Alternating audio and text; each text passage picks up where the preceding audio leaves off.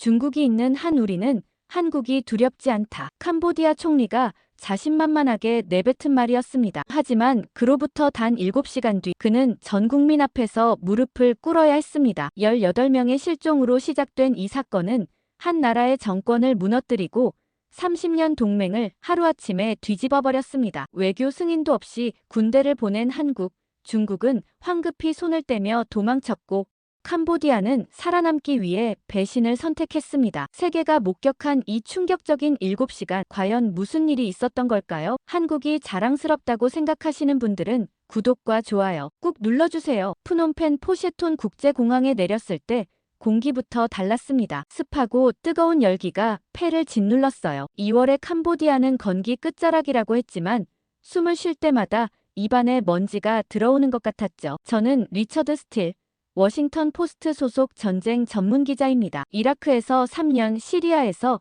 2년, 아프가니스탄에서 1년을 보낸 사람이에요. 폭탄 소리보다 침묵이 더 무서울 때가 있다는 걸 아는 사람이죠. 이번에는 한국인 실종 사건 취재차 프놈펜에 왔습니다. 소문만 무성했거든요. 18명이 사라졌다는 이야기, 인신매매 조직이 연루되었다는 추측.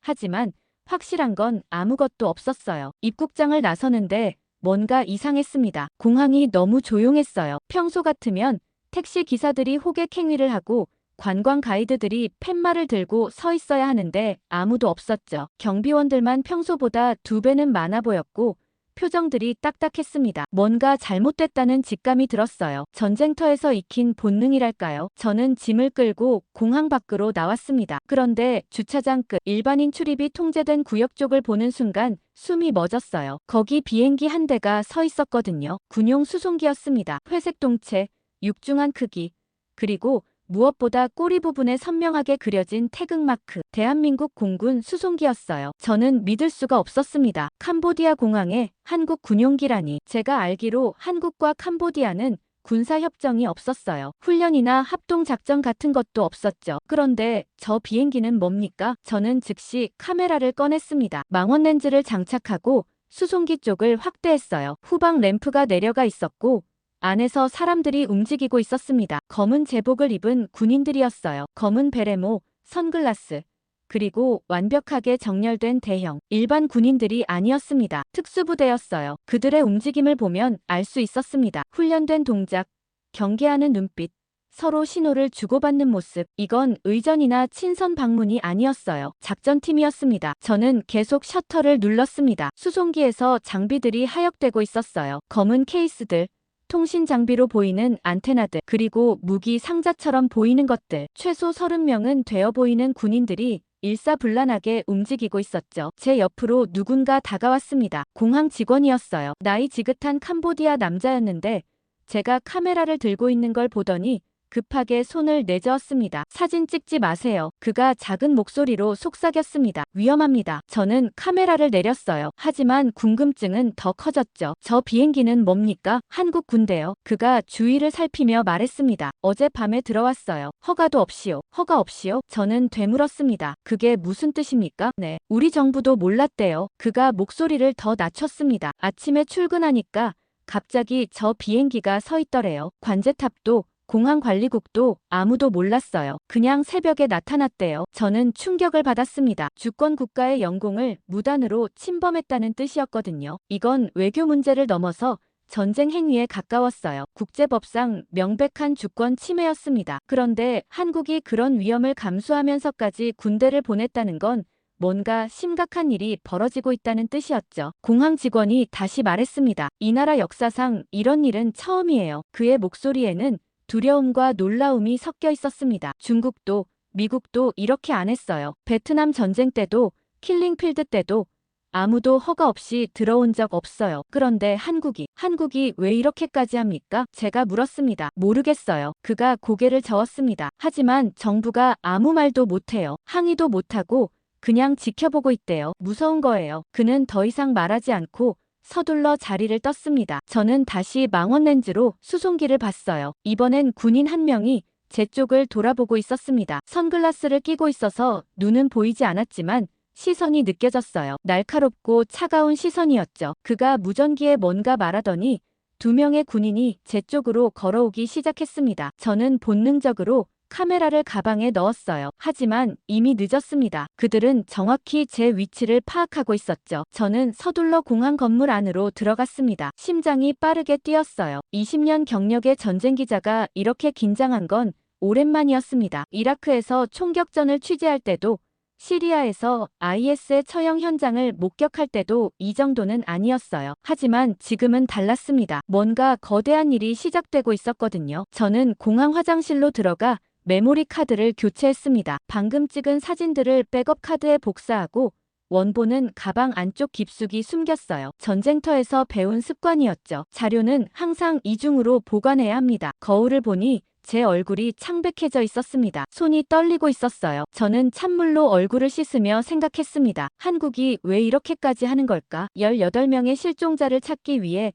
외교적 승인도 없이 특수부대를 투입한다는 건 상상을 초월하는 일이었어요. 전쟁 위험을 감수하면서까지 말이죠. 그 순간 깨달았습니다. 이건 단순한 실종 사건이 아니라는 걸요. 이건 구조작전이 아니라 전쟁이었습니다. 한국은 이미 선전포고를 한 거예요. 말로 하는 선전포고가 아니라 행동으로 하는 선전포고. 우리 국민을 건드리면 어떻게 되는지 보여주겠다는 메시지였죠. 저는 화장실을 나와 공항 밖으로 향했습니다. 택시를 타기 전에 마지막으로 한 번 더 뒤를 돌아봤어요. 멀리 활주로 끝에 태극기가 바람에 휘날리고 있었습니다. 회색 수송기 옆에서 펄럭이는 그 깃발은 마치 이렇게 말하는 것 같았어요. 우리가 왔다고. 그리고 우리는 절대 물러서지 않을 거라고. 택시를 타고 시내로 들어가는데 창밖 풍경이 눈에 들어왔습니다. 프놈펜은 묘한 도시였어요. 화려함과 빈곤이 한 블록 안에 공존하고 있었죠. 고급 호텔 옆에는 판잣집이 있었고 명품 매장 뒤편에는 쓰레기 더미가 쌓여 있었습니다. 도시 전체에서 썩은 냄새가 났어요. 하수도 냄새인지 쓰레기 냄새인지 구분할 수 없었지만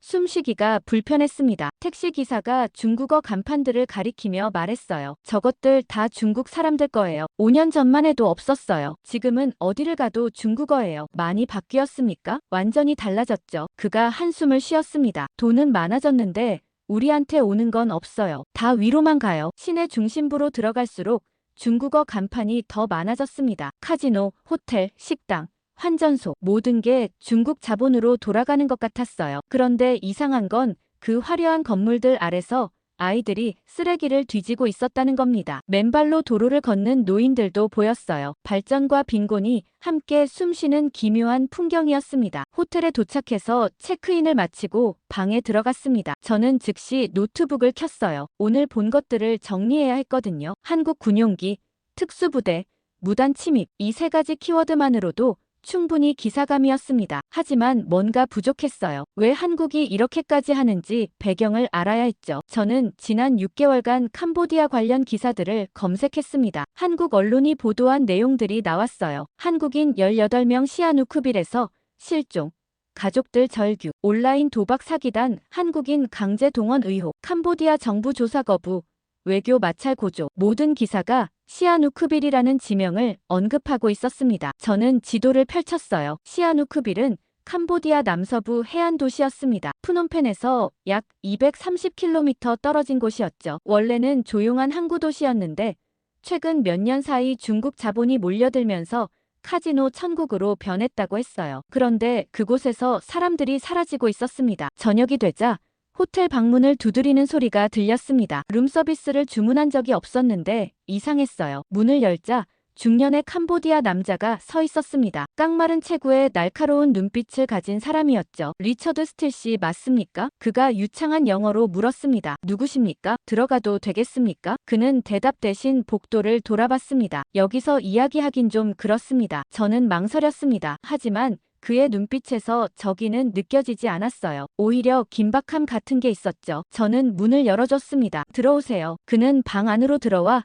창문부터 확인했습니다. 커튼을 닫고 문을 잠그더니 제게 말했어요. 저는 소카입니다. 한때 캄보디아군 정보부에 있었죠. 지금은 프리랜서로 일합니다. 저를 찾아온 이유가 뭡니까? 오늘 공항에서 사진 찍는 걸 봤습니다. 그가 소파에 앉으며 말했습니다. 한국 수송기 말이에요. 당신도 봤습니까? 물론이죠. 이 도시에서 모르는 사람이 없어요. 소카가 쓴웃음을 지었습니다. 다만 아무도 입 밖에 내지 못할 뿐이죠. 왜 그렇습니까? 프린스 그룹 때문입니다. 그 이름을 듣는 순간 저는 긴장했습니다. 공항 직원도 택시 기사도 언급했던 이름이었거든요. 프린스 그룹이 뭡니까? 이 나라의 진짜 주인이죠. 소카가 말했습니다. 정부보다 힘이 세요. 경찰도, 군대도, 심지어 총리도 그들 손에 있어요. 그게 가능합니까? 여기선 가능해요. 그가 담배를 꺼내 들었다가 다시 주머니에 넣었습니다. 프린스 그룹은 캄보디아 경제의 40%를 장악하고 있어요. 부동산, 카지노, 건설, 금융, 없는 게 없죠. 정부 사업도 대부분 그들이 따내요. 그리고 한국인 실종 사건과 관련이 있습니까? 소카가 제 눈을 똑바로 봤습니다. 확실해요. 수백 명이 그들 손에 갇혀 있어요. 수백 명이요? 저는 놀라서 되물었습니다. 18명이 아니라요? 18명은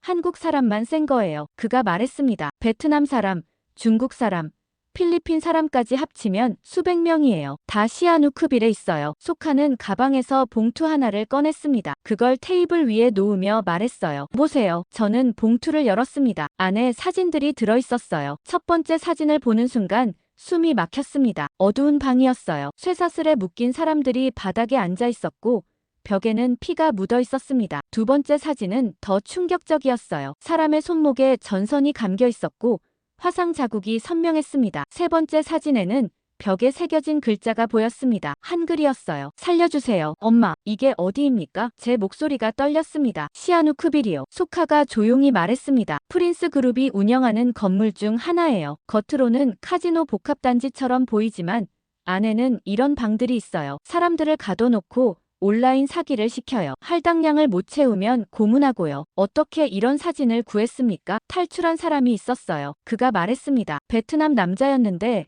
3개월 만에 겨우 빠져나왔죠. 이 사진들을 가지고 왔어요. 하지만 경찰은 조사하지 않았어요. 프린스 그룹이 돈을 줬거든요. 저는 사진들을 하나하나 다시 봤습니다. 손이 떨렸어요. 20년간 전쟁터를 다니며 온갖 참상을 봤지만 이건 달랐습니다. 이건 전쟁이 아니라 조직적인 범죄였거든요. 그것도 정부가 눈 감아주는 범죄였죠. 한국이 왜 군대를 보냈는지 이제 알겠습니까? 소카가 물었습니다. 외교로는 안 되니까요. 캄보디아 정부는 절대 움직이지 않아요. 프린스 그룹이 너무 많은 돈을 뿌렸거든요. 그래서 한국이 직접 온 겁니다. 왜 저한테 이걸 보여주는 겁니까? 제가 물었습니다. 세상이 알아야 하니까요. 소카가 말했습니다. 이 나라 언론은 입을 다물었어요. 돈 때문에요. 하지만 당신은 미국 기자잖아요. 당신 있으면 세상이 볼 거예요. 저는 사진들을 다시 봉투에 넣었습니다. 이걸 가져가도 됩니까? 그러세요. 소카가 고개를 끄덕였습니다. 하지만 조심하세요. 프린스 그룹은 눈과 귀가 많아요. 당신이 뭘 하는지 이미 알고 있을 거예요. 그는 일어서서 문 쪽으로 갔습니다. 마지막으로 한마디만 더 할게요. 한국 군대가 여기 온 건 시작일 뿐이에요. 곧 큰일이 벌어질 겁니다. 그리고 당신은 그걸 기록해야 해요. 소카가 방을 나간 뒤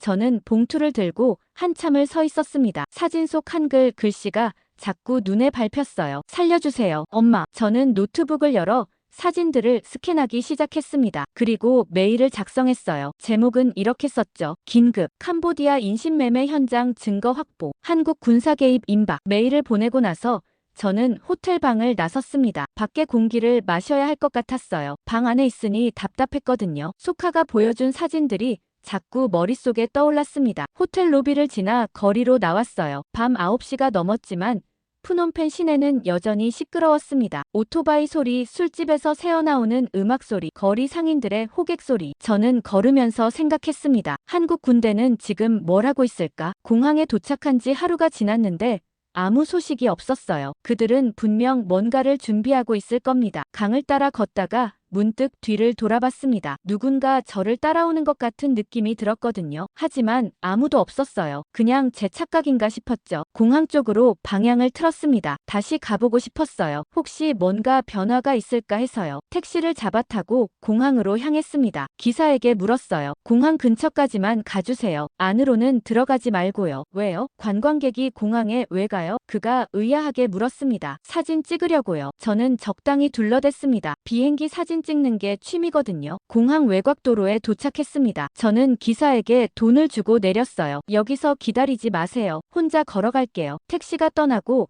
저는 어둠 속을 걸었습니다. 공항 펜스를 따라 걸으면서 카메라를 꺼냈어요. 멀리 활주로에 불빛이 보였습니다. 낮에 봤던 한국 수송기가 여전히 그 자리에 있었어요. 주변에 군인들이 경계를 서고 있었고 조명이 환하게 켜져 있었습니다. 저는 펜스에 바짝 붙어 망원 렌즈로 촬영하기 시작했습니다. 셔터 소리가 나지 않게 무음 모드로 설정했어요. 수송기 주변에서 뭔가 움직임이 보였습니다. 군인들이 장비를 옮기고 있었어요. 검은 케이스들이 트럭에 실렸고 트럭은 공항 밖으로 나가는 것 같았습니다. 어디로 가는 걸까요? 그때였습니다. 갑자기 뒤에서 손전등 불빛이 비쳤어요. 저는 깜짝 놀라 돌아봤습니다. 경찰이 2명 서 있었어요. 한 명은 손전등을 들고 있었고 다른 한 명은 권총에 손을 얹고 있었습니다. 여기서 뭐 하는 거요? 경찰이 크메르어로 물었습니다. 저는 영어로 답했어요. 저는 관광객입니다. 사진을 찍고 있었어요. 여긴 촬영 금지 구역이요. 경찰이 제 카메라를 가리켰습니다. 따라오시오. 저는 저항하지 않았습니다. 경찰을 따라 공항 건물 안으로 들어갔어요. 복도를 지나 작은 사무실로 안내되었습니다. 거기 앉아서 기다리라고 했죠. 저는 의자에 앉아 주위를 둘러봤습니다. 낡은 책상 하나, 파일 캐비닛 하나, 그리고 벽에 걸린 캄보디아 국기, 전형적인 관공서 사무실이었어요. 하지만 이상한 점이 하나 있었습니다. 책상 위에 놓인 서류들이 모두 한글로 되어 있었어요. 30분쯤 지났을까요? 문이 열리고 한 남자가 들어왔습니다. 군복을 입고 있었는데 캄보디아 군복이 아니었어요. 한국 군복이었습니다. 계급장을 보니 중령이었죠. 40대 초반으로 보이는 남자였는데 인상이 강했습니다. 날카로운 눈빛, 굳게 담은 입, 그리고 군인 특유의 고든 자세. 리처드 스틸 기자. 그가 유창한 영어로 말했습니다. 워싱턴 포스트 소속이시죠? 어떻게 제 이름을 압니까? 저는 놀라서 물었습니다. 공항에서 사진 찍으실 때부터 알고 있었습니다. 그가 의자를 빼서 앉으며 말했습니다. 소카 씨, 당신 정보원이죠? 저는 더 놀랐습니다. 소카를 어떻게 아는 겁니까? 그 사람은 우리 팀의 협조자입니다. 그가 담담하게 말했습니다. 어제부터 함께 일하고 있어요. 당신에게 정보를 준 것도 우리가 허락한 겁니다. 왜 그랬습니까? 제가 물었습니다. 당신은 기자니까요. 그가 제 카메라를 테이블 위에 올려놨습니다. 기록해야 할 사람이죠. 우리가 여기서 무엇을 하는지 말입니다. 저는 그를 바라봤습니다. 당신은 누구입니까? 707 특수임무단 강태식 중령입니다. 그가 간단히 자기소개를 했습니다. 한국 국방부 직속 특수작전부대요. 18명의 실종자를 찾아 구출하는 게 임무입니다. 캄보디아 정부 허가는 받았습니까? 아니요. 그가 고개를 저었습니다. 요청했지만 거부당했어요. 그래서 우리가 직접 들어왔습니다. 그건 주권 침해 아닙니까? 그렇죠. 그가 인정했습니다. 하지만 우리 국민이 죽어가고 있는데 외교 절차를 기다릴 수 없었어요. 이건 구조작전입니다. 허가를 기다리다가는 모두 죽습니다. 그의 말투는 단호했습니다. 변명이나 정당화가 아니라 그냥 사실을 말하는 것 같았어요. 저는 카메라를 집어들었습니다. 그럼 이 사진들은 어떻게 됩니까? 돌려드리죠. 강태식이 말했습니다. 당신은 기자니까 기록하십시오. 단, 목숨은 보장 못합니다. 무슨 뜻입니까? 우리는 72시간 내에 작전을 실행합니다. 그가 말했습니다. 시아누크빌에 있는 프린스 그룹 건물을 급습할 겁니다. 당신이 원한다면 동행할 수 있어요. 하지만 전투 상황이 벌어질 겁니다. 안전은 보장 못해요. 저는 그의 눈을 봤습니다. 농담하는 게 아니었어요. 진심이었죠. 왜 저를 데려가려는 겁니까? 증인이 필요해서요. 강태식이 말했습니다. 우리가 무엇을 발견하든 세상이 알아야 합니다. 캄보디아 정부는 숨기려고 할 테니까요. 하지만 미국 기자가 직접 보고 쓰면 숨길 수 없어요. 저는 잠시 생각했습니다. 이건 엄청난 기회였어요. 특수부대 작전을 직접 취재할 수 있다는 건 기자로서 꿈 같은 일이었죠. 하지만 동시에 위험했습니다. 총격전이 벌어질 수도 있고 제가 다치거나 죽을 수도 있었어요. 강태식이 다시 말했습니다. 지금 결정하지 않아도 됩니다. 내일 아침까지 생각해보세요. 우리 작전 본부 주소를 알려드리죠. 가고 싶으면 오시고 아니면 호텔에 계시면 됩니다. 그는 종이 한 장을 건넸습니다. 거기 주소가 적혀 있었어요. 한 가지만 약속하십시오. 그가 말했습니다. 작전 전까지는 아무한테도 말하지 마세요. 특히 캄보디아 경찰이나 정부 사람들한테요. 왜요? 그들 중에 프린스 그룹과 연결된 사람이 있습니다. 강태식이 조용히 말했습니다. 정보가 새나가면 인질들이 위험해져요. 알겠습니다. 제가 대답했습니다. 강태식이 일어서며 말했습니다. 카메라 가져가세요. 그리고 소카가 준 사진들도 잘 보관하세요. 곧 그게 증거가 될 테니까요. 그는 문을 열고 나갔습니다. 저는 의자에 앉아 손에 든 종이를 봤어요. 주소만 적혀 있었고 다른 설명은 없었습니다. 그 순간 깨달았습니다. 이건 취재가 아니라 참여였어요. 저는 관찰자가 아니라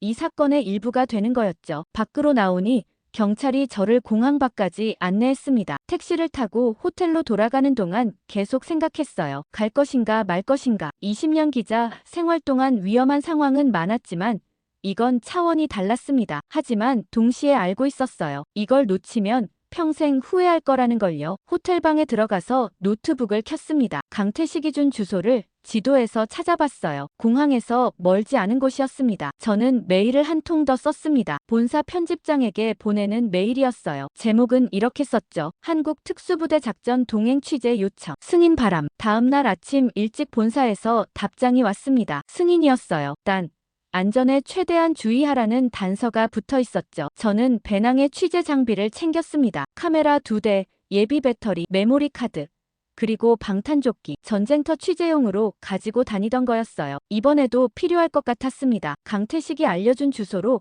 택시를 타고 갔습니다. 공항 근처에 낡은 창고 건물이었어요. 겉으로 보기엔 버려진 것처럼 보였지만 입구에 군인 2명이 경계를 서고 있었습니다. 제가 다가가자 한 명이 손을 들어 제지했어요. 리처드 스틸입니다. 저는 명함을 보여줬습니다. 강태식 중령이 오라고 했습니다. 군인이 무전기로 뭔가 확인하더니 고개를 끄덕였습니다. 안으로 들어가세요. 2층입니다. 건물 안으로 들어가니 생각보다 깨끗했어요. 1층은 비어 있었지만 2층으로 올라가니 완전히 다른 세계였습니다. 통신 장비들이 가득했고 여러 대의 모니터가 벽에 걸려 있었어요. 군인들이 분주하게 움직이고 있었고 중앙에 큰 테이블이 있었습니다. 스틸 기자님 오셨군요. 강태식이 저를 보며 말했습니다. 그는 테이블 앞에 서 있었어요. 테이블 위에는 거대한 지도가 펼쳐져 있었고 그 옆에 조직도가 놓여 있었습니다. 오신 김에 브리핑 들으시죠. 그가 다른 군인들을 불렀습니다. 모두 테이블 주위로 모였어요. 10명 정도 되어 보였는데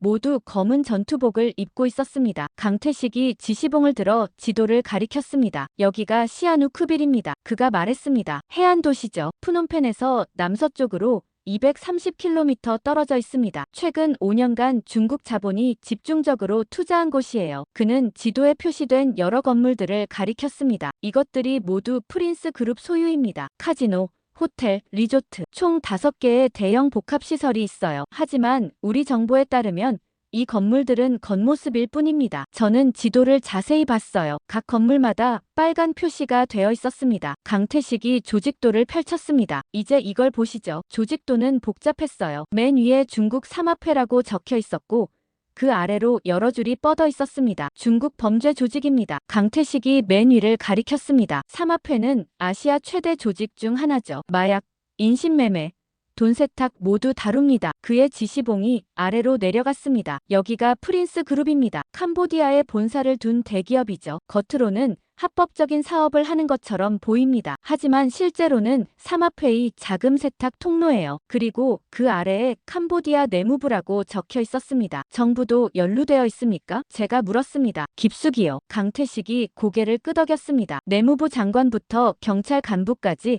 모두 프린스 그룹에서 돈을 받습니다. 그래서 아무도 조사하지 않는 거예요. 그는 다시 지도로 돌아갔습니다. 이제 핵심을 말씀드리죠. 이 건물들은 단순한 카지노가 아닙니다. 그가 지도 위 한 건물을 두드렸습니다. 이건 인신매매 공장입니다. 사람들을 납치해서 여기 가둬놓고 온라인 사기를 시켜요. 암호화폐 사기, 투자 사기, 로맨스 스캠, 온갖 종류의 사기죠. 피해자는 전 세계에 있습니다. 하루에 벌어들이는 돈이 수백만 달러예요. 그리고 할당량을 못 채우면 제가 물었습니다. 고문합니다. 강태식의 목소리가 낮아졌습니다. 전기 고문, 구타, 감금, 그리고 더 이상 쓸모없다고 판단되면 장기를 적출해서 팔아요. 중국 암시장으로 넘어가죠. 저는 소름이 돋았습니다. 소카가 보여준 사진들이 떠올랐어요. 이건 범죄 조직이 아니라 제국이었습니다. 돈과 권력과 폭력이 완벽하게 결합된 시스템이었죠. 우리 국민 18명이 여기 있습니다. 강태식이 말을 이었습니다. 정확한 위치는 이 건물입니다. 그가 지도 위 한 곳을 콕 찍었습니다. 골든 팰리스 리조트라고 불리는 곳이에요. 15층짜리 건물인데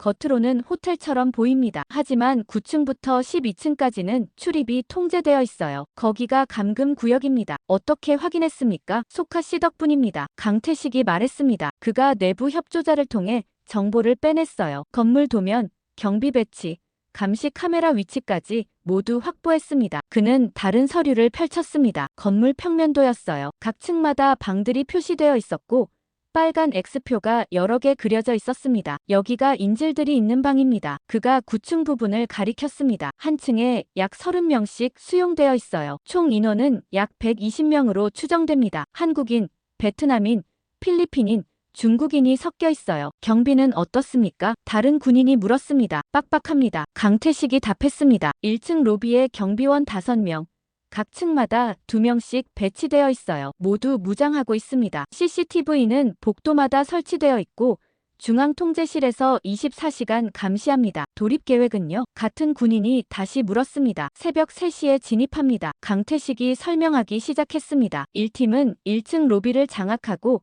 2팀은 비상계단으로 9층까지 직행합니다. 3팀은 옥상에서 하강하면서 12층부터 제 앞에 내려옵니다. 목표는 30분 내 전 건물 장악이에요. 그는 저를 봤습니다. 스틸 기자님은 1팀과 함께 움직이시면 됩니다. 가장 안전한 경로예요. 하지만 절대적으로 안전한 건 아닙니다. 총격전이 벌어질 수 있어요. 알고 있습니다. 제가 대답했습니다. 강태식이 다시 조직도를 가리켰습니다. 이 작전의 목적은 단순히 인질 구출만이 아닙니다. 그가 말했습니다. 우리는 증거를 확보할 겁니다. 프린스 그룹의 범죄 기록, 금융거래 내역, 그리고 정부 인사들과의 커넥션, 모든 걸 가져올 겁니다. 그래서 기자가 필요한 거군요. 제가 말했습니다. 정확합니다. 강태식이 고개를 끄덕였습니다. 우리가 뭘 발견하든 당신이 기록하고 보도해야 합니다. 캄보디아 정부는 이 사건을 묻으려고 할 테니까요. 하지만 국제 언론이 보도하면 묻을 수 없어요. 저는 조직도를 다시 봤습니다. 중국,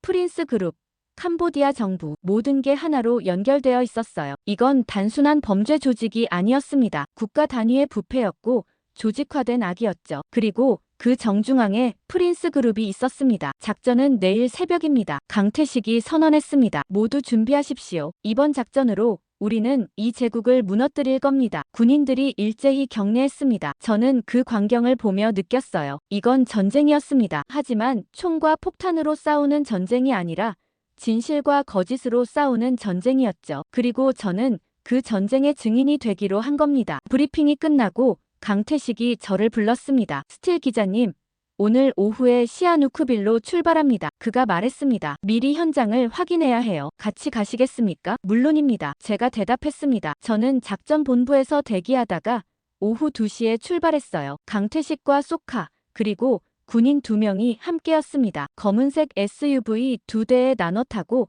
푸놈펜을 빠져나왔죠. 도시를 벗어나자 풍경이 바뀌었습니다. 논과 야자수가 끝없이 이어졌어요. 가끔 작은 마을이 보였지만 대부분 가난해 보였습니다. 판잣집들과 비포장 도로, 그리고 물소들이 한가롭게 풀을 뜯고 있었죠. 3시간쯤 달렸을까요? 소카가 앞을 가리켰습니다. 저기부터 시아누크빌입니다. 멀리 바다가 보였어요. 그리고 해안을 따라 고층 건물들이 솟아 있었습니다. 푸놈펜과는 완전히 다른 풍경이었어요. 현대적이고 화려했죠. 하지만 뭔가 이상했습니다. 건물들이 너무 많았거든요. 카지노, 호텔, 리조트가 해변을 따라 늘어서 있었어요. 마치 라스베이거스를 옮겨놓은 것 같았습니다. 5년 전만 해도 조용한 어촌이었어요. 소카가 말했습니다. 중국 돈이 들어오면서 하루아침에 바뀌었죠. 지금은 중국인들 천국이에요. 거리로 들어서자 그의 말이 맞다는 걸 알 수 있었습니다. 간판이 모두 중국어였어요. 식당, 상점, 호텔, 심지어 은행까지. 한글이나 영어는 거의 보이지 않았죠. 사람들도 대부분 중국인이었습니다. 현지인들은 구석에서 쓰레기를 치우거나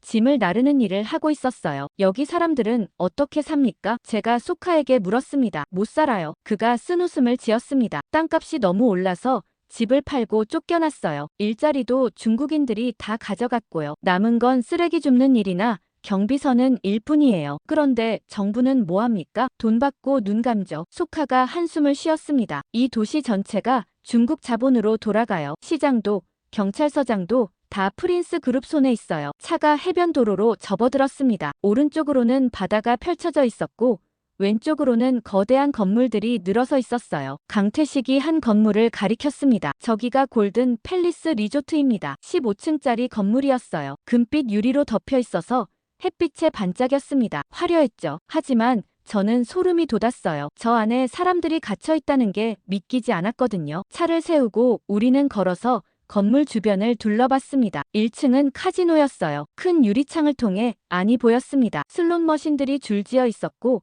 사람들이 돈을 걸고 있었죠. 웃음소리와 음악소리가 밖까지 들렸습니다. 하지만 위층은 달랐어요. 9층부터 12층까지는 창문에 커튼이 쳐져 있었고 안이 보이지 않았습니다. 소카가 작게 말했습니다. 저 층들이에요. 거기가 감옥이에요. 어떻게 압니까? 제가 물었습니다. 탈출한 사람한테 들었어요. 그가 말했습니다. 3개월 전에 베트남 남자 하나가 빠져나왔어요. 12층에 있었대요. 방 하나에 10명씩 가둬놓고 컴퓨터 앞에 앉혀놓는다더군요. 하루 16시간씩 온라인 사기를 시켜요. 할당량이 있대요. 하루에 $1,000를 못 벌면 밥을 안 줘요. 며칠 연속 못 채우면 전기 고문을 하고요. 전기 고문이요? 네. 소카가 고개를 끄덕였습니다. 손목에 전선을 감아서 전류를 흘려보내요. 그 남자 팔에는 아직도 화상 자국이 남아있어요. 그리고 더 심한 경우는요? 제가 다시 물었습니다. 소카가 잠시 말을 멈췄습니다. 그러더니 조용히 말했어요. 장기를 빼요. 저는 숨이 막혔습니다. 정말입니까? 그 남자가 직접 봤대요. 소카가 말했습니다. 어느 날 밤 같은 방에 있던 중국인 하나가 끌려갔어요. 다음 날 돌아오지 않았대요. 나중에 다른 경비한테 들으니까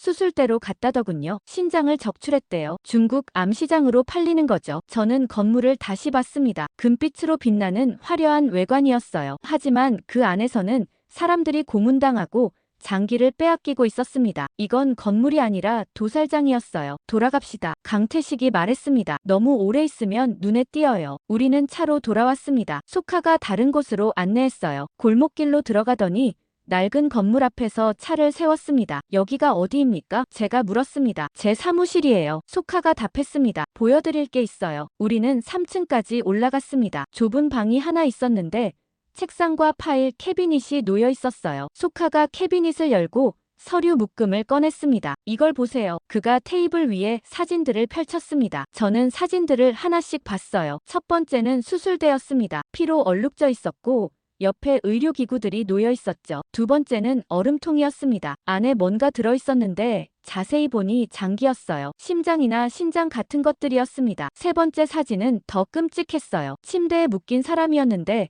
배가 절개되어 있었습니다. 눈은 감겨 있었고 얼굴은 창백했어요. 죽은 게 분명했습니다. 이게 전부 골든 팰리스에서 나온 겁니까? 제가 떨리는 목소리로 물었습니다. 네. 소카가 답했습니다. 내부 협조자가 몰래 찍어준 거예요. 지난 6개월간의 기록이에요. 최소 20명이 이렇게 죽었어요. 강태식이 사진들을 모았습니다. 이 증거들을 내일 가져갈 겁니다. 그가 말했습니다. 작전 중에 서버실을 확보하면 더 많은 자료가 나올 거예요. 거래 내역, 피해자 명단, 그리고 연루된 정부 인사들 리스트까지요. 소카가 창밖을 내다봤습니다. 해가 지고 있었어요. 도시에 불이 켜지기 시작했습니다. 카지노들의 네온 사인이 반짝였고 거리는 사람들로 붐볐죠. 밤이 되면 더 심해져요. 소카가 말했습니다. 관광객들이 와서 도박하고 술 마시고 떠들어요. 바로 위층에서 사람들이 고문당하는데 아무도 몰라요. 아니, 알면서도 모른 척하는 거죠. 돈이 되니까요. 우리는 소카의 사무실을 나와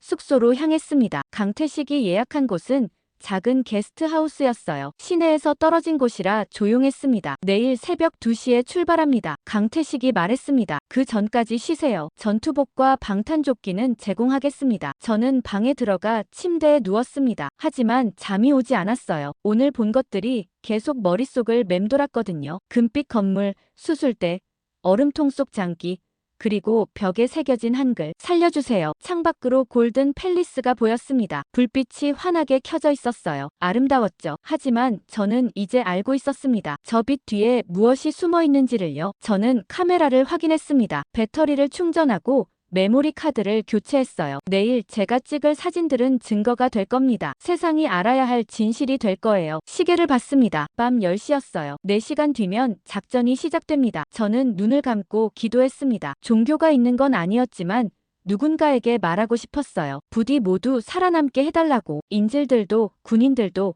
그리고 저도요. 핸드폰 알람이 울렸습니다. 새벽 1시 30분이었어요. 저는 거의 잠들지 못했습니다. 1시간쯤 눈을 붙였을까요? 일어나서 옷을 갈아입었어요. 강태식이 준비해준 검은색 전투복과 방탄조끼를 입었습니다. 무겁고 불편했지만 안전을 위해 필요했죠. 카메라 2대를 목에 걸고 배낭에 예비 장비를 챙겼습니다. 밖으로 나오니 군인들이 이미 준비를 마치고 있었습니다. 무기를 점검하고 통신 장비를 테스트하고 있었어요. 강태식이 저를 보더니 고개를 끄덕였습니다. 준비되셨습니까? 네, 제가 대답했습니다. 차량 3대에 나눠 탔어요. 저는 강태식과 같은 차에 탔습니다. 시내로 들어가는 동안 거리는 텅 비어 있었어요. 카지노의 네온 사인만 여전히 깜빡이고 있었죠. 골든 팰리스 근처에서 차를 세웠습니다. 건물에서 500m쯤 떨어진 곳이었어요. 강태식이 무전기로 지시를 내렸습니다. 전팀 대기. 3분 후 진입 시작. 군인들이 일제히 차에서 내렸습니다. 어둠 속에서 검은 그림자들이 움직였어요. 저는 그들을 따라 건물 쪽으로 조심스럽게 다가갔습니다. 심장이 미친 듯이 뛰었어요. 손에 든 카메라가 땀으로 미끄러웠죠. 밤 11시 3분이었습니다. 강태식이 손을 들어 신호를 보냈어요. 그리고 무전기에 대고 단 한마디를 말했습니다. 진입. 폭발음이 울렸습니다. 건물 정문이 산산조각 났어요. 섬광탄이 터지면서 로비가 환하게 빛났습니다. 군인들이 우르르 안으로 쏟아져 들어갔어요. 총성이 들렸습니다. 경비원들이 반격하는 소리였죠. 하지만 곧 잠잠해졌습니다. 707 특수임무단의 움직임은 완벽했어요. 30초 만에 로비가 장악되었습니다. 로비 확보. 무전기에서 목소리가 들렸습니다. 사상자 없음. 강태식이 저를 보며 말했습니다. 따라오세요. 절대 제 시야에서 벗어나지 마세요. 저는 고개를 끄덕이고 그를 따라 건물 안으로 들어갔습니다. 로비는 아수라장이었어요. 깨진 유리, 쓰러진 경비원들, 그리고 연기. 하지만 군인들은 이미 계단으로 향하고 있었습니다. 저는 카메라를 들어 셔터를 눌렀습니다. 기록해야 했거든요. 계단을 올라가는데 다리가 후들거렸어요. 9층까지 올라가야 했습니다. 숨이 가빠졌지만 멈출 수 없었죠. 앞에서 군인들이 한 층씩 확보하며 올라갔습니다. 5층, 6층. 7층. 가끔 총성이 들렸지만 짧았어요. 저항은 거의 없었습니다. 9층에 도착했습니다. 복도에 경비원 2명이 쓰러져 있었어요. 제압당한 거였죠. 강태식이 한 방문 앞에서 멈췄습니다. 문을 딱. 군인 1명이 도구를 꺼내 문을 열었어요. 문이 열리는 순간 저는 숨이 멎었습니다. 어두운 방이었어요. 하지만 안에서 사람들의 소리가 들렸습니다. 흐느끼는 소리. 중얼거리는 소리. 강태식이 손전등을 켰습니다. 빛이 방 안을 비췄어요. 그리고 저는 봤습니다. 사람들이 쇠사슬에 묶여 있었어요. 10명쯤 되어 보였습니다. 눈을 가리개로 가린 채 바닥에 앉아 있었죠. 손목과 발목에는 쇠사슬이 감겨 있었고 벽에 연결되어 있었습니다. 더 가까이 가보니 더 끔찍했어요. 발목에 전선이 감겨 있었습니다. 피부는 검게 그을려 있었고 화상 자국이 선명했어요. 전기 고문의 흔적이었습니다. 방 한쪽에는 전기 의자 같은 게 놓여 있었습니다. 그 옆에는 피로 젖은 비닐이 바닥에 깔려 있었어요. 그리고 벽에는 중국어로 뭔가 적혀 있었습니다. 소카가 옆에서 속삭였습니다. 실패자, 부품 회수라고 써 있어요. 저는 카메라를 들었습니다. 손이 떨렸지만 셔터를 눌렀어요. 이 장면을 기록해야 했습니다. 세상이 알아야 했거든요. 대한민국 군인이다. 강태식이 큰 소리로 외쳤습니다. 모두 안전하다. 사람들이 반응했습니다. 눈가리개 아래로 눈물이 흘러내렸어요. 누군가 한국말로 중얼거렸습니다. 한국이요? 정말 한국에서 왔어요? 군인들이 재빨리 쇠사슬을 끊기 시작했습니다. 사람들이 하나둘 풀려났어요. 일어서려고 했지만 다리에 힘이 없어 주저앉았습니다. 얼마나 오래 묶여 있었던 걸까요? 다음 방으로 넘어갔습니다. 문을 열자 더 충격적인 광경이 펼쳐졌어요. 얼음 수조가 놓여 있었습니다. 안에 시신들이 들어 있었어요. 세구였습니다. 몸에는 수술 자국이 있었고 배가 절개되어 있었어요. 장기를 적출한 흔적이었습니다. 수조 옆에는 수술 기구들이 놓여 있었습니다. 메스, 집게, 그리고 피로 얼룩진 가운. 이건 병원이 아니라 도살장이었어요. 저는 구역질이 났지만 참았습니다. 카메라를 들어 사진을 찍었어요. 모든 걸 기록해야 했거든요. 그 옆방에서는 여성의 울음소리가 들렸습니다. 군인들이 문을 열고 들어갔어요. 저도 따라 들어갔습니다. 여성 5명이 구석에 웅크리고 있었습니다. 옷은 찢어져 있었고 얼굴에는 멍이 들어 있었어요. 한 여성이 고개를 들어 저를 봤습니다. 그녀의 손가락이 절단되어 있었어요. 손톱 밑에는 철선이 박혀 있었습니다. 고문의 흔적이었습니다. 한국 맞죠? 그녀가 떨리는 목소리로 물었습니다. 네, 맞습니다. 군인 1명이 대답했습니다. 이제 안전해요. 여성이 울음을 터뜨렸습니다. 다른 여성들도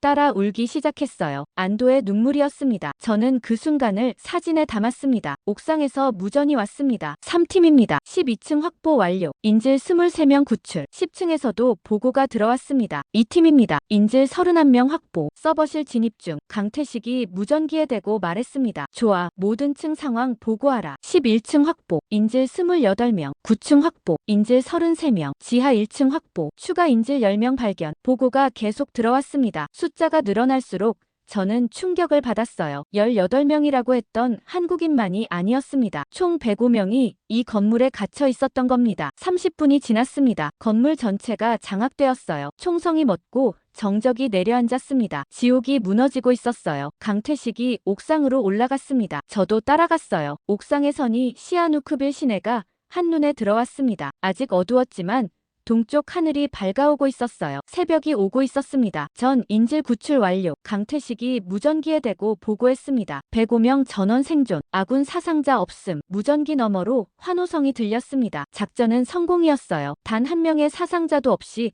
72시간 만에 모든 걸 끝냈습니다. 저는 카메라를 들어 동쪽 하늘을 찍었습니다. 태양이 떠오르고 있었어요. 어둠이 걷히고 빛이 세상을 비추고 있었습니다. 그리고 그 빛 아래 한국 국기가 바람에 펄럭이고 있었습니다. 작전이 끝나고 인질들이 건물 밖으로 나왔습니다. 앰뷸런스가 대기하고 있었고 의료진이 한 명씩 검진했어요. 대부분 탈진 상태였습니다. 며칠간 제대로 먹지 못한 사람들도 있었고 고문 후유증으로 걷지 못하는 사람들도 있었죠. 저는 그들을 카메라에 담았습니다. 하지만 얼굴은 찍지 않았어요. 프라이버시를 보호해야 했거든요. 한 남자가 제게 다가왔습니다. 30대 초반으로 보였는데 얼굴에 멍이 가득했어요. 기자님이시죠? 그가 떨리는 목소리로 물었습니다. 네, 그렇습니다. 제가 대답했습니다. 고맙습니다. 그가 말했습니다. 와주셔서, 우리 이야기를 써주셔서 세상이 알아야 해요. 어떤 일이 여기서 벌어졌는지. 저는 그의 손을 잡았습니다. 반드시 쓰겠습니다. 그 순간 건물 안에서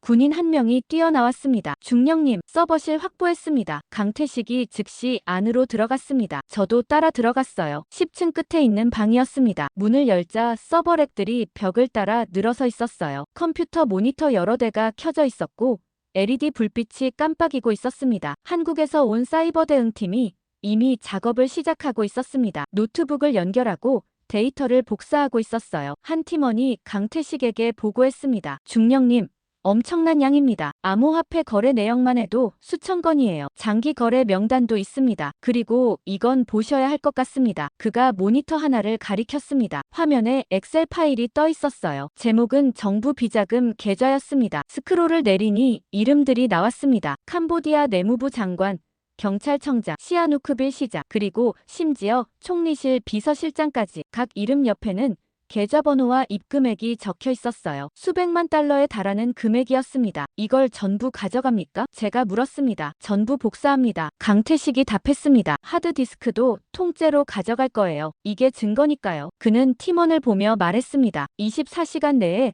모든 데이터를 백업하십시오. 그리고 미국 법무부와 영국에 사본을 보내세요. 미국과 영국에요? 제가 되물었습니다. 네. 강태식이 고개를 끄덕였습니다. 이건 캄보디아만의 문제가 아니에요. 국제범죄 조직이니까 국제공조가 필요합니다. 미국과 영국이 움직이면 프린스 그룹의 해외 자산을 압류할 수 있어요. 저는 모니터를 다시 봤습니다. 수천 개의 파일이 폴더마다 가득 차 있었어요. 피해자 명단, 거래 기록, 금융 내역, 그리고 정부 인사들과의 대화 기록까지. 이건 단순한 증거가 아니었습니다. 프린스 그룹의 모든 것이 여기 담겨 있었어요. 소카가 방으로 들어왔습니다. 그의 손에는 서류 묶음이 들려 있었습니다. 이것도 봐야 할 것 같아요. 그가 서류를 테이블 위에 펼쳤습니다. 계약서였어요. 프린스 그룹과 캄보디아 정부 사이의 계약서였습니다. 내용을 읽어보니 충격적이었어요. 프린스 그룹이 정부 건설 사업을 독점하는 대가로 매달 100만 달러를 총리실에 지불한다는 내용이었습니다. 뇌물이 계약서에 명시되어 있었던 겁니다. 이 자료는 세계가 덮으려 할 겁니다. 소카가 조용히 말했습니다. 너무 많은 사람이 연루되어 있으니까요. 하지만 한국은 달랐습니다. 강태식이 즉시 움직였어요. 사이버 대응팀의 모든 자료를 암호화해서 서울 본부로 전송하라고 지시했습니다. 그리고 동시에 미국과 영국에도 전달하기로 했죠. 24시간이 지났습니다. 저는 작전 본부에서 대기하며 뉴스를 확인했어요. 아직 아무 보도도 나오지 않았습니다. 캄보디아 정부는 침묵하고 있었고 국제 언론도 모르는 것 같았어요. 하지만 그날 저녁 상황이 급변했습니다. CNN 속보가 떴어요. 제목을 보는 순간 저는 소름이 돋았습니다. 미국 법무부 프린스 그룹 회장 기소, 인신매매 및 장기 밀매 혐의. 그리고 30분 뒤 BBC에서도 속보가 나왔습니다. 영국 정부 런던 소재 프린스 그룹 자산 15억 달러 압류. 한국이 전달한 자료가 24시간 만에 전 세계로 퍼진 겁니다. 미국과 영국이 동시에 움직이면서 프린스 그룹은 하루아침에 무너지기 시작했어요. 저는 즉시 본사에 기사를 송고했습니다. 제목은 이렇게 붙였죠. 한국 특수부대 72시간 만에 인신매매 조직 섬멸, 105명 전원 구출. 기사에는 제가 직접 찍은 사진들을 첨부했습니다. 쇠사슬에 묶인 사람들, 수술대, 얼음수조, 그리고 서버실의 데이터, 모든 증거를 담았어요. 기사가 워싱턴 포스트 일면에 실렸습니다. 그리고 곧 전 세계 언론이 받아쓰기 시작했어요. 뉴욕타임스, 가디언, 르몽드 모두가 이 사건을 보도했습니다. 더 이상 숨길 수 없었어요. 프놈펜 시내가 술렁이기 시작했습니다. 시민들이 거리로 나왔어요. 프린스 그룹 본사 앞에서 시위가 벌어졌습니다. 사람들이 구호를 외쳤죠. 프린스 그룹 해체하라. 부패한 정부 물러나라. 경찰이 진압하려 했지만 인파가 너무 많았습니다. 수천 명이 모였고 계속 늘어났어요. 소카가 전화를 걸어왔습니다. 잭, 큰일 났어요. 그의 목소리가 급했습니다. 뭡니까? 중국 대사관에서 긴급 성명을 냈어요. 프린스 그룹과 무관하다고 선언했습니다. 개인 기업이니 중국 정부는 책임이 없다고요. 꼬리 자르기군요. 제가 말했습니다. 그렇죠. 소카가 답했습니다. 중국 자본이 빠져나가기 시작했어요. 시아누크빌의 중국 기업들이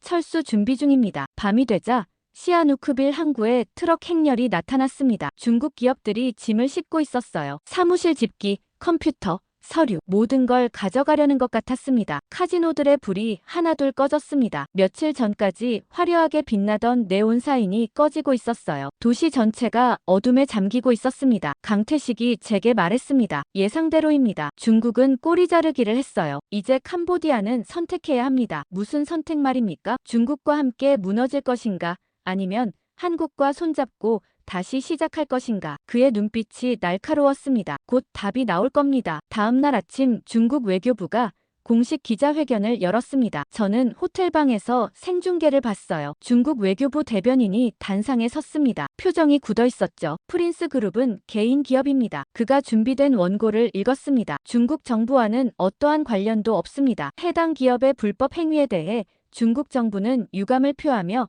철저한 조사를 지지합니다. 기자들이 질문을 쏟아냈습니다. 프린스 그룹 회장이 중국 공산당원이라는 사실은요? 시아누크빌 투자가 1대1로 사업의 일환 아니었습니까? 중국 은행들이 프린스 그룹에 수십억 달러를 대출해준 것은요? 대변인은 모든 질문을 회피했습니다. 개인 기업의 문제입니다. 정부 차원의 개입은 없었습니다. 그리고 화면이 꺼졌어요. 저는 노트북을 덮고 창밖을 내다봤습니다. 프놈펜 거리에 이상한 움직임이 보였어요. 중국 대사관 앞에 트럭들이 줄지어 있었습니다. 짐을 싣고 있었죠. 소카에게 전화를 걸었습니다. 지금 뭐가 벌어지고 있는 겁니까? 중국이 철수하고 있어요. 그가 답했습니다. 대사관 직원들 가족이 공항으로 향하고 있어요. 비즈니스맨들도 떠나고 있고요. 며칠 안에 다 빠져나갈 겁니다. 캄보디아는 어떻게 반응합니까? 패닉 상태예요. 소카가 한숨을 쉬었습니다. 경제의 40%가 중국 자본인데 그게 다 빠져나가면 나라가 무너져요. 정부는 지금 비상회의 중입니다. 그날 오후 강태식이 저를 불렀습니다. 작전본부로 가니 소카도 와 있었어요. 그의 표정이 심각했습니다. 무슨 일입니까? 제가 물었습니다. 방금 정보가 들어왔습니다. 강태식이 말했습니다. 오늘 저녁 훈센 총리와 중국 대사 간 비공개 회담이 있을 예정이에요. 무슨 내용입니까? 확실하지 않습니다. 소카가 답했습니다. 하지만 제 소식통에 따르면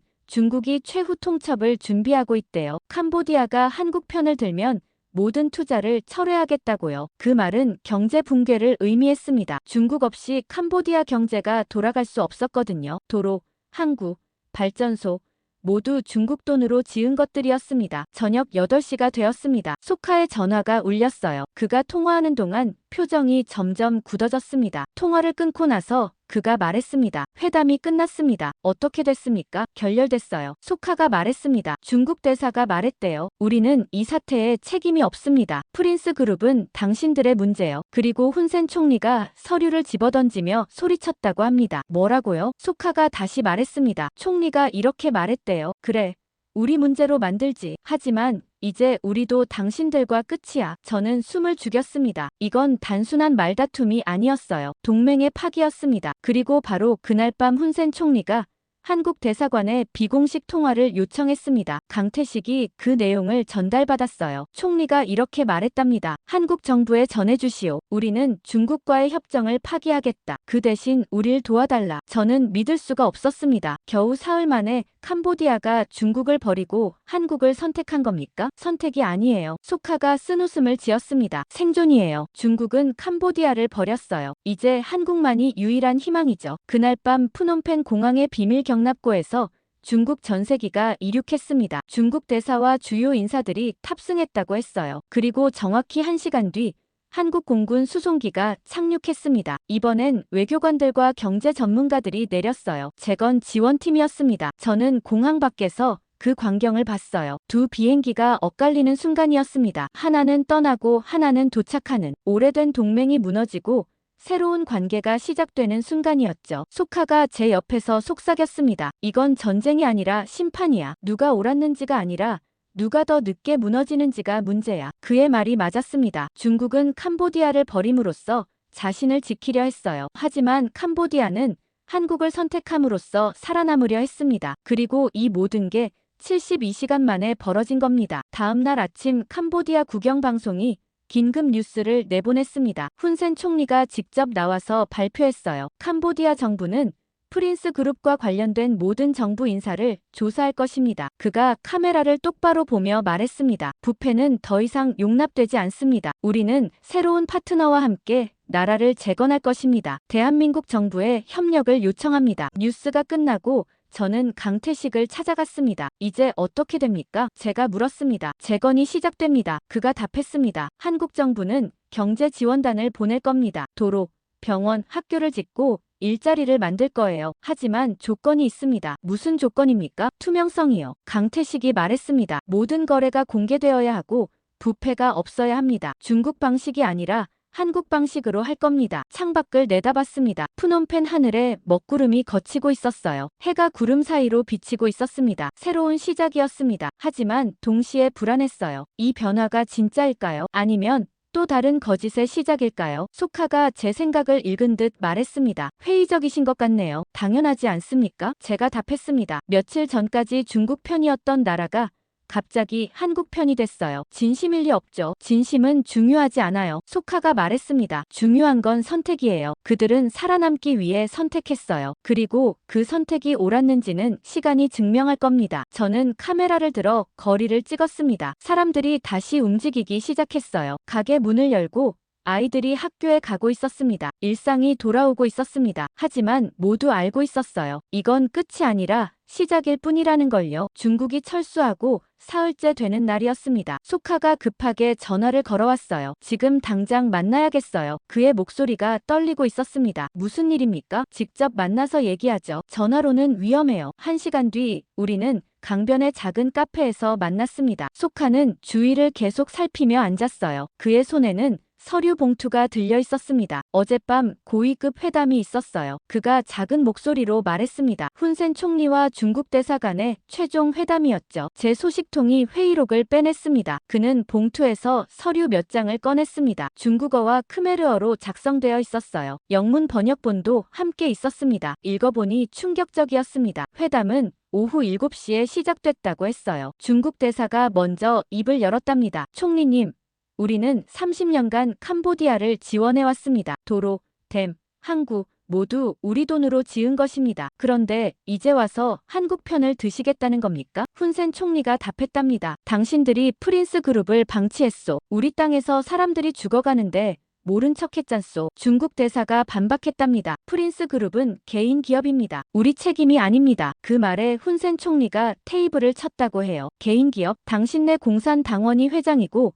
당신네 은행이 돈을 댔는데 이제 와서 개인 기업이라고. 회의실에 침묵이 흘렀답니다. 그러더니 중국 대사가 천천히 말했다고 해요. 좋습니다. 그렇게 나오신다면 우리도 각오가 있습니다. 내일부터 모든 중국 기업이 철수합니다. 투자 계약 전부 취소하고 건설 중인 프로젝트도 중단합니다. 그리고 당신네가 빌린 30억 달러 즉시 상환하시오. 그건 협박입니까? 훈센 총리가 물었답니다. 아닙니다. 중국 대사가 답했답니다. 현실입니다. 중국 없이 캄보디아가 어떻게 되는지 보고 싶으시다면 어쩔 수 없죠. 소카가 다음 페이지를 넘겼습니다. 그 순간부터 분위기가 달라졌다고 해요. 훈센 총리가 자리에서 일어났답니다. 그리고 준비한 듯 서류 묶음을 중국 대사 앞에 던졌다고 합니다. 이게 뭡니까? 대사가 물었답니다. 당신네가 우리한테 한 짓들입니다. 훈센 총리가 차갑게 말했답니다. 뇌물 리스트, 불법 계약서, 환경 파괴 증거 전부 다 있소. 우리를 협박하시겠다면 우리도 각오가 있소. 중국 대사가 서류를 펼쳐봤답니다. 얼굴이 창백해졌다고 해요. 그리고 조용히 물었답니다. 어디서 구했습니까? 한국이 줬소. 훈센 총리가 답했답니다. 프린스 그룹 서버에서 나온 거요. 당신네가 우리 정부에 뿌린 돈, 우리 장관들 매수한 기록 전부 다 한국 손에 있소. 지금 이 순간에도 미국과 영국이 조사 중이요. 회의실에 다시 침묵이 흘렀답니다. 이번엔 긴 침묵이었다고 해요. 중국 대사가 일어섰답니다. 알겠습니다. 그가 말했답니다. 우리는 이 사태에 책임이 없습니다. 프린스 그룹은 당신들의 문제요. 그 순간 훈센 총리가 서류를 집어던졌답니다. 그래, 우리 문제로 만들지. 하지만 이제 우리도 당신들과 끝이야. 중국 대사가 문을 향해 걸어갔답니다. 문 앞에서 멈춰서더니 마지막으로 말했다고 해요. 후회하실 겁니다. 중국을 적으로 만드는 게 어떤 의미인지 곧 알게 될 거요. 그리고 문이 닫혔답니다. 소카가 서류를 도로 봉투에 넣었습니다. 회담이 끝나고 30분 뒤에 훈센 총리가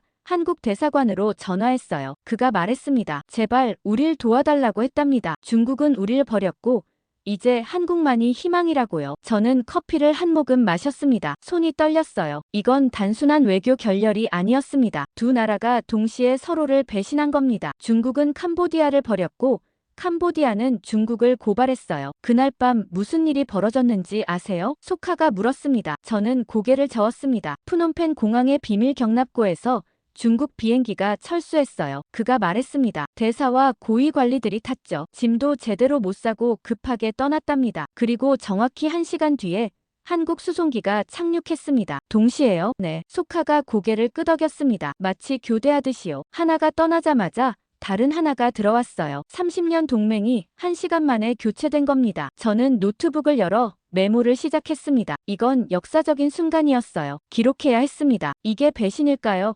아니면 생존일까요? 제가 소카에게 물었습니다. 둘 다죠. 그가 답했습니다. 중국은 체면을 지키려고 캄보디아를 버렸어요. 책임을 떠넘긴 거죠. 캄보디아는 살아남으려고 중국을 버렸고요. 선택의 여지가 없었어요. 그리고 한국은요? 한국은 기회를 잡았죠. 소카가 쓴웃음을 지었습니다. 자국민을 구출하면서 동시에 새로운 동맹을 얻었어요. 군사작전으로 시작해서 외교 승리로 끝난 겁니다. 저는 창밖을 내다봤습니다. 메콩강이 조용히 흐르고 있었어요. 하지만 그 평온함 아래 거대한 변화가 일어나고 있었습니다. 세 나라가 동시에 움직였고 세 가지 계산이 충돌했습니다. 중국은 체면을 선택했고 캄보디아는 생존을 선택했으며 한국은 정의를 선택했어요. 그리고 그 선택들이 한밤에 교차하면서 역사가 바뀌었습니다. 이건 전쟁이 아니라 심판이야. 소카가 다시 속삭였습니다. 누가 옳았는지가 아니라 누가 더 늦게 무너지는지가 문제야. 지금 이 순간 세 나라가 서로를 배신했어요. 하지만 단 한 나라만이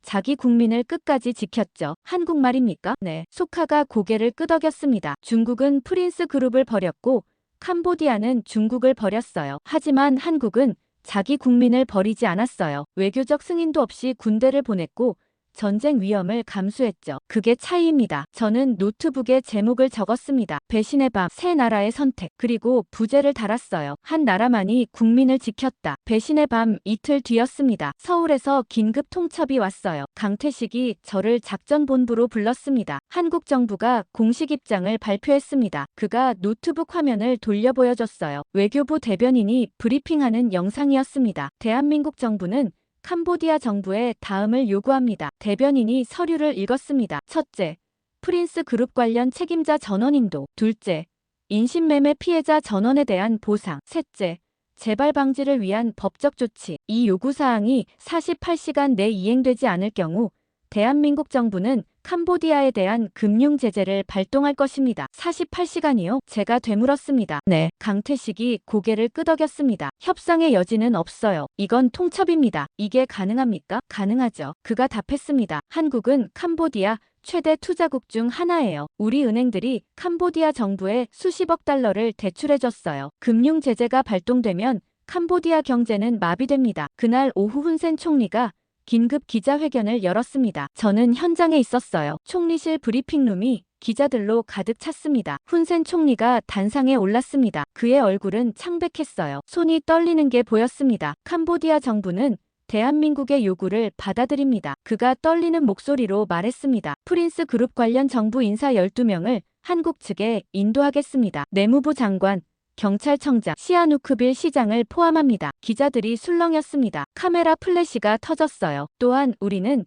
중국과의 모든 불법 거래를 단절하겠습니다. 총리가 계속 말했습니다. 중국 자본에 의존하던 경제 구조를 개혁하고 대한민국과의 협력을 전면 강화하겠습니다. 그는 잠시 말을 멈췄습니다. 심호흡을 하더니 다음 문장을 말했어요. 대한민국 정부에 깊이 사과드립니다. 그리고 고개를 숙였습니다. 90도로 허리를 굽혔어요. 일국의 총리가 다른 나라의 머리를 숙이는 장면이었습니다. 저는 그 순간을 카메라에 담았습니다. 역사적인 장면이었거든요. 기자회견이 끝나고 총리실 관계자가 저를 따로 불렀습니다. 스틸 기자님, 총리님께서 개인적으로 한 말씀 하시고 싶다고 합니다. 저는 총리 집무실로 안내되었습니다. 훈센 총리가 창가에 서서 밖을 내다보고 있었어요. 돌아서더니 말했습니다. 기자님, 앉으시죠. 저는 소파에 앉았습니다. 총리도 맞은편에 앉았어요. 기사 잘 읽었습니다. 그가 말했습니다. 워싱턴 포스트에 실린 거요. 진실을 그대로 쓰셨더군요. 제 일입니다. 제가 답했습니다. 세상이 무슨 일이 벌어졌는지 알아야 했으니까요. 고맙습니다. 그가 조용히 말했습니다. 덕분에 숨길 수 없게 됐어요. 우리의 부패와 무능을요. 후회하십니까? 제가 물었습니다. 중국과 결별한 것을요. 후회는 없습니다. 그가 고개를 저었습니다. 하지만 두렵죠. 30년간 의지하던 나라를 버렸으니까요. 이제 우리는 스스로 서야 합니다. 한국이 도울 겁니다. 알아요. 그가 미소를 지었습니다. 하지만 한국은 중국과 다르죠. 공짜로 주지 않아요. 투명성을 요구하고 법치를 요구합니다. 우리에게는 더 어려운 길이에요. 하지만 옳은 길입니까? 제가 다시 물었습니다. 그가 한참을 생각하더니 답했습니다. 모르겠습니다. 하지만 선택의 여지가 없었어요. 중국은 우리를 버렸고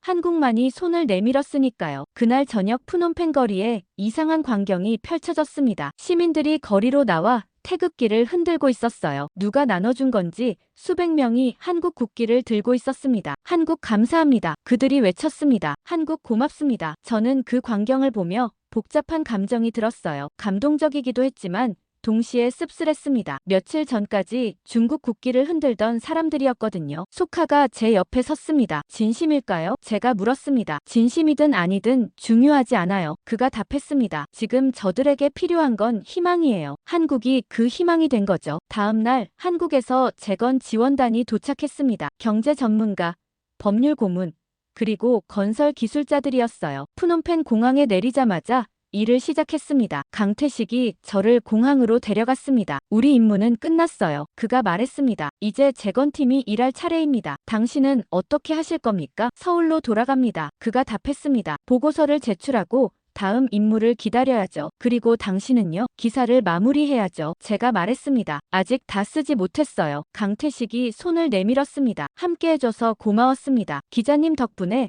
세상이 진실을 알게 됐어요. 저는 그의 손을 잡았습니다. 저야말로 감사합니다. 역사를 목격하게 해주셔서요. 그는 수송기에 올랐습니다. 문이 닫히기 전 마지막으로 말했어요. 스틸 기자님, 기억하세요. 한국은 협상하지 않았습니다. 행동했어요. 그리고 그게 차이를 만들었죠. 수송기가 이륙했습니다. 저는 활주로에 서서 비행기가 하늘로 사라지는 걸 봤어요. 태극기가 꼬리에 그려진 수송기였습니다. 일주일 전 이 공항에 무단으로 착륙했던 바로 그 비행기였죠. 하지만 이제는 영웅으로 떠나고 있었습니다. 저는 호텔로 돌아와 노트북을 켰습니다. 기사의 마지막 부분을 써야 했어요. 키보드에 손을 올리고 생각했습니다. 이 일주일간 무슨 일이 벌어진 걸까요? 한국은 외교적 승인 없이 군대를 보냈습니다. 72시간 만에 105명을 구출했고 거대 범죄 조직을 무너뜨렸어요. 증거를 확보해서 국제사회에 공개했고 중국을 후퇴시켰습니다. 그리고 캄보디아 정부를 무릎 꿇렸죠. 단 한 명의 사상자도 없이 모든 걸 해냈습니다. 저는 타이핑을 시작했습니다. 한국은 협상하지 않았다. 시간을 낭비하지도 않았다. 48시간이라는 시한을 줬고 캄보디아는 그 시간 안에 굴복했다. 이것이 진짜 힘이다. 군사력도 아니고 경제력도 아니다. 국민 한 명을 위해 세계와 맞설 수 있는 의지. 그것이 한국을 강하게 만들었다. 강태식이 떠나기 며칠 전이었습니다. 그가 저를 작전본부로 초대했어요. 마지막으로 함께 식사하자고 했죠. 저녁 무렵 작전본부에 도착하니 군인들이 분주하게 움직이고 있었습니다. 짐을 정리하고 장비를 포장하고 있었어요. 철수 준비였죠. 강태식이 저를 맞았습니다. 먼 길 오셨죠? 밥부터 드시죠. 그가 웃으며 말했습니다. 2층으로 올라가니 작은 식당 같은 공간이 있었어요. 테이블 하나에 군인 5명이 앉아 있었습니다. 그들 앞에는 커다란 냄비가 놓여 있었죠. 김이 모락모락 올라오고 있었습니다. 자리에 앉으니 냄새가 확 풍겼어요. 매콤하고 얼큰한 냄새였습니다. 냄비 안을 보니 햄, 소시지, 김치, 라면, 콩나물이 한데 끓고 있었어요. 이게 뭡니까? 제가 물었습니다. 부대찌개예요. 강태식이 국자로 국물을 떠서 제 그릇에 담아줬습니다. 한국의 전통 음식이죠. 전통 음식이라기엔 재료가 특이한데요. 제가 햄을 가리키며 말했습니다. 그가 웃었습니다. 그래서 역사가 있어요. 이건 전쟁 때 만들어진 음식입니다. 전쟁이요? 네. 강태식이 설명하기 시작했습니다. 1950년대 한국 전쟁 때였어요. 미군 부대 근처에 사는 사람들이 미군들이 버린 식량으로 요리를 만들었죠. 햄, 소시지, 베이컨 같은 것들이요. 거기에 한국 전통 재료인 김치와 고추장을 넣었어요. 그렇게 부대찌개가 탄생했습니다. 저는 국물을 한 숟가락 떠서 맛봤습니다. 맵고 짜고 얼큰했어요. 하지만 묘하게 중독적이었습니다. 맛있네요. 제가 말했습니다. 동맹의 맛이죠. 강태석이 말했습니다. 미국 식량과 한국 양념이 만났으니까요. 그래서 우리는 이걸 동맹의 상징이라고 불러요. 하지만 지금은 상황이 다르지 않습니까? 제가 물었습니다. 한국이 미국 도움 없이 작전을 수행했잖아요. 그의 표정이 진지해졌습니다. 맞습니다. 이번 작전은 미국이 몰랐어요. 그가 말했습니다. 사전 협의도 없었고 승인도 받지 않았죠. 완전히 독자 작전이었습니다. 왜 그렇게 했습니까? 시간이 없었어요. 강태식이 답했습니다. 외교 채널을 거치고 미국과 협의하면 몇 주가 걸렸을 겁니다. 그 사이에 인질들이 죽었겠죠. 그래서 우리가 직접 움직였어요. 미국은 뭐라고 했습니까? 처음엔 당황했죠. 그가 쓴웃음을 지었습니다. 주권 침해니 뭐니 하면서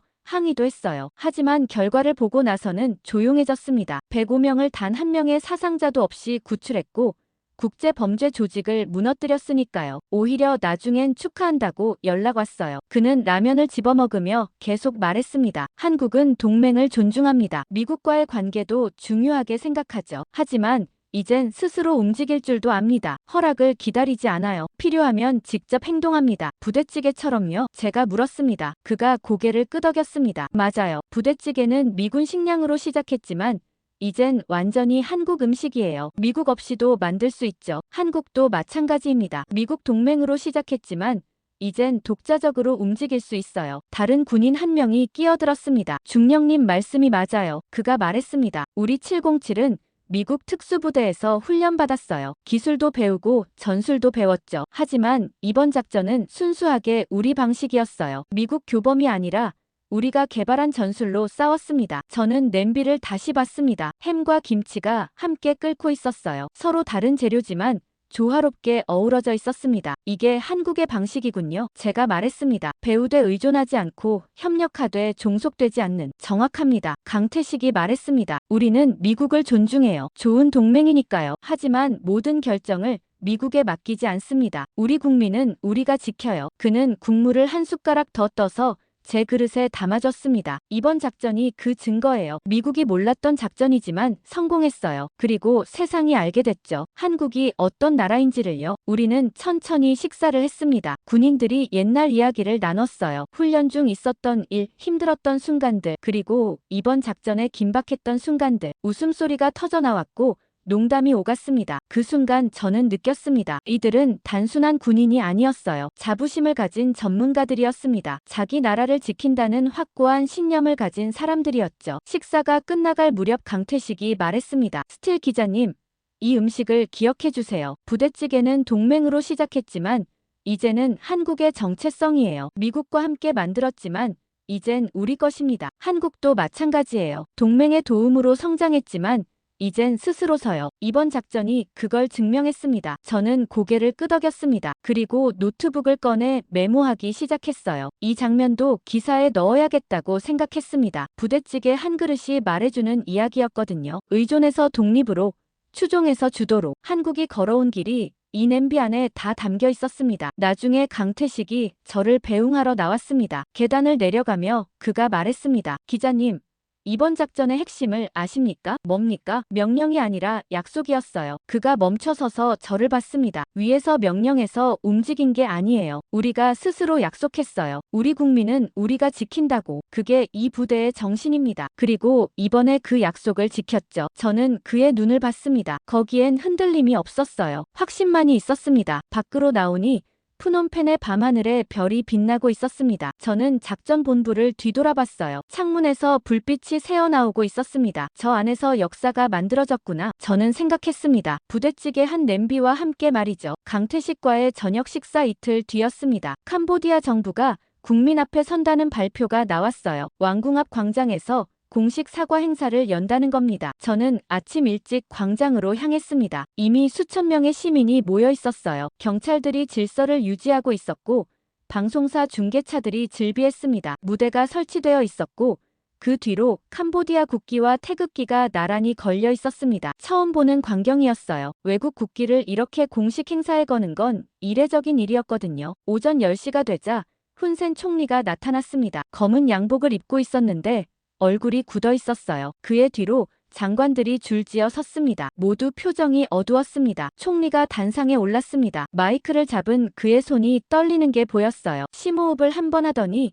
말을 시작했습니다. 친애하는 국민 여러분, 그가 말했습니다. 오늘 저는 캄보디아 정부를 대표하여 대한민국 정부와 국민에게 깊이 사과드립니다. 광장이 조용해졌습니다. 수천 명이 숨죽이고 있었어요. 우리는 외국인 범죄를 방치했습니다. 총리가 계속 말했습니다. 우리 땅에서 사람들이 고문당하고 죽어가는데 눈을 감았습니다. 돈 때문이었습니다. 권력 때문이었습니다. 그리고 비겁함 때문이었습니다. 그의 목소리가 떨렸습니다. 특히 대한민국 국민 18명이 우리 땅에서 실종됐을 때 우리는 조사를 거부했습니다. 한국 정부의 협조 요청을 무시했습니다. 그것은 명백한 잘못이었습니다. 저는 카메라를 들어 그 순간을 담았습니다. 일국의 총리가 자국의 잘못을 인정하는 장면이었어요. 우리는 중국과의 불법 거래를 단절하겠습니다. 총리가 선언했습니다. 프린스 그룹과 연루된 모든 정부 인사를 조사하고 처벌하겠습니다. 그리고 대한민국과의 협력을 전면 강화하겠습니다. 그는 잠시 말을 멈추고 뒤를 돌아봤습니다. 장관들도 함께 고개를 숙였어요. 그리고 다시 앞을 보며 말했습니다. 대한민국 정부에 다시 한번 깊이 사과드립니다. 그리고 고개를 숙였습니다. 90도로 허리를 굽혔어요. 그의 뒤에 선 장관들도 모두 따라 절했습니다. 캄보디아 정부 전체가 한국의 머리를 숙이는 순간이었습니다. 광장에 침묵이 흘렀습니다. 그러더니 누군가 박수를 치기 시작했어요. 한 명, 두 명, 그리고 점점 더 많은 사람이 박수를 쳤습니다. 곧 광장 전체가 박수 소리로 가득 찼어요. 저는 군중 속으로 들어가 사람들의 반응을 담았습니다. 한 노인이 태극기를 들고 있었어요. 그에게 물었습니다. 왜 한국 국기를 들고 계십니까? 한국이 우릴 구했어요. 그가 답했습니다. 우리 정부가 못한 일을 한국이 해줬어요. 고마워요. 젊은 여성도 태극기를 흔들고 있었습니다. 한국 감사합니다. 그녀가 외쳤습니다. 한국 없었으면 우린 계속 중국 노예로 살았을 거예요. 거리 곳곳에서 태극기가 펄럭였습니다. 누가 나눠준 건지 수백 명이 한국 국기를 들고 있었어요. 한국 만세. 누군가 외쳤습니다. 한국 고맙습니다. 다른 사람이 따라 외쳤습니다. 광장이 함성으로 가득 찼습니다. 저는 그 광경을 보며 복잡한 감정이 들었어요. 며칠 전까지 중국을 찬양하던 사람들이었거든요. 하지만 지금은 한국을 외치고 있었습니다. 소카가 제 옆으로 다가왔습니다. 믿기십니까? 그가 물었습니다. 30년 동맹이 일주일 만에 바뀌는걸요. 진심일까요? 제가 되물었습니다. 진심이든 아니든 변화는 시작됐어요. 그가 답했습니다. 중요한 건 방향이에요. 이제 캄보디아는 다른 길을 가게 됐어요. 행사가 끝나고 저는 한국 대사관으로 향했습니다. 대사를 인터뷰하고 싶었거든요. 대사관 앞에는 캄보디아 시민들이 줄지어 서 있었습니다. 감사 편지를 전달하러 온 사람들이었어요. 한 어머니가 어린 아들의 손을 잡고 있었습니다. 그녀가 말했습니다. 우리 아이에게 한국을 가르치고 싶어요. 용기 있는 나라라고요. 대사관 안으로 들어가니 직원들이 분주했습니다. 전화가 쉴 새 없이 울리고 있었어요. 대사가 저를 집무실로 안내했습니다. 50대 중반의 신중해 보이는 사람이었어요. 역사적인 순간입니다. 그가 말했습니다. 한국 외교 역사상 이런 일은 처음이에요. 군사작전으로 시작해서 외교 승리로 끝났습니다. 대사님은 이번 일을 어떻게 평가하십니까? 제가 물었습니다. 그가 잠시 생각하더니 답했습니다. 위험한 도박이었지만 필요한 결단이었어요. 외교 채널로는 절대 해결할 수 없는 문제였습니다. 캄보디아 정부가 움직일 의지가 없었으니까요. 그래서 우리가 직접 움직였고 결과를 만들었습니다. 미국과의 관계는 어떻습니까? 처음엔 긴장했죠. 그가 솔직하게 말했습니다. 사전 협의 없이 진행한 작전이었으니까요. 하지만 결과가 좋았고 국제사회도 지지했어요. 지금은 오히려 미국이 우리 방식을 배우고 싶어 해요. 창밖을 내다보니 여전히 사람들이 태극기를 들고 있었습니다. 거리 전체가 한국 국기로 물들어 있었어요. 저는 카메라를 들어 그 광경을 담았습니다. 그리고 노트북을 열어 마지막 문장을 쓰기 시작했습니다. 나는 그날 두 나라가 동시에 배신하고 한 나라만이 끝까지 국민을 지킨 장면을 보았다. 중국은 체면을 지키려고 캄보디아를 버렸다. 캄보디아는 살아남으려고 중국을 버렸다. 하지만 한국은 국민을 버리지 않았다. 협상하지 않았다. 행동했다. 그리고 세상은 그 단호함을 잊지 못할 것이다. 프놈펜의 하늘에 붉은 노을이 물들었습니다. 그 아래 태극기가 바람에 휘날렸어요. 왕궁 위로, 거리 위로, 광장 위로. 일주일 전만 해도 상상할 수 없던 광경이었습니다. 저는 조용히 속삭였습니다. 이제 세상이 배운다. 진짜 강국은 국민 한 사람을 위해 세계와 맞설 수 있는 나라라는 걸. 그리고 한국이 바로 그런 나라.